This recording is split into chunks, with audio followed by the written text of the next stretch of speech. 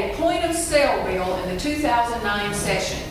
25% of the businesses in Georgia do not turn in their sales tax.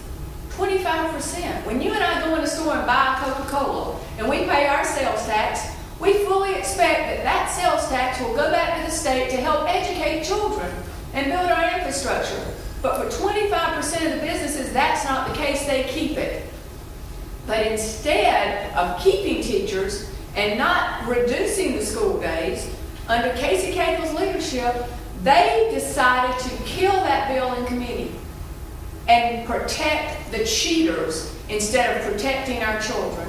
And Casey Cagle's ad came out. I don't know if any of you have seen it, but in his ad, he said, we didn't balance the budget on the backs of the children. We protected educational funding. I could not believe it when I saw it. They've cut almost $4 billion in educational funding. But he thinks because he's got enough money to blanket the airways and say that he protected educational funding, that the message that he is flat lying to the public will not get out there. So I need you to help me spread that message that he's the one that helped watch over cuts of $4 million. He also went on in his ad to say, and I've kept taxes low. And in several places he said, we did not raise taxes, when in fact he gave us the single largest property tax increase in Georgia history. That's what I'm running against. That's just the kind of corruption and duplicity and lies that the taxpayers can't afford anymore. The taxpayers are tapped out. I know the people in my area of the state, and I know a lot of people in Atlanta as well. They just can't keep paying taxes and they can't keep being lied to. It's got to stop. Talk about family values. Well, I have family values. I have 5 sitting up there right now. We have family values as the Democrats. I teach Sunday school, as he said. We are the values of Georgia and the Democratic Party. And personal responsibility, that's the fourth thing they all went on that really gets me. What's the best way to take personal responsibility? Get a job and support your family. What's the best way to get a job? Get a decent education, and every one of you knows that's true. I'm not inheriting a bunch of money. Most of the people in Georgia are not inheriting a bunch of money.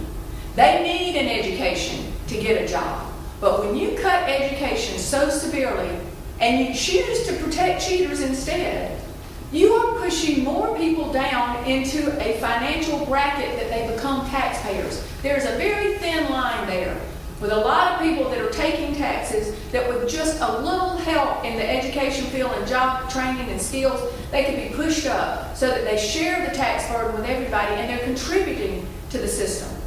That's what we need to do. We need to encourage education, not cut it and push more people down. When you push more people down into the tax taking, then you have less funding for education and you start a big negative economic cycle. It's just as easy to make the wise decisions and start that positive economic cycle. And that's where we have to flip the switch in Georgia, and I plan to do it when I'm elected lieutenant governor. Right now in Georgia, we are number one, and I'm going to say it for the third time, in the percentage of our population in the correctional system. Now, it's because we don't value education. If you're not reading at a 3rd grade level, that's how they predict prison populations, by 3rd grade reading scores. Our dropout rate is excessive. It's hard to get a good number because the state of Georgia manipulates their educational numbers whenever they report, but we think we're 48th in dropout rate. We just aren't positive, but whatever, it's all bad down that far. That means headed to prison. I think it's morally wrong to keep cutting education when you know you're locking more people up. But it's also financially unsustainable. $8,000 to educate a child, $50,000 to lock one up. The taxpayers can't afford it. Even if it were okay, which it is not. It is not okay to do that when we can make choices to fund it instead.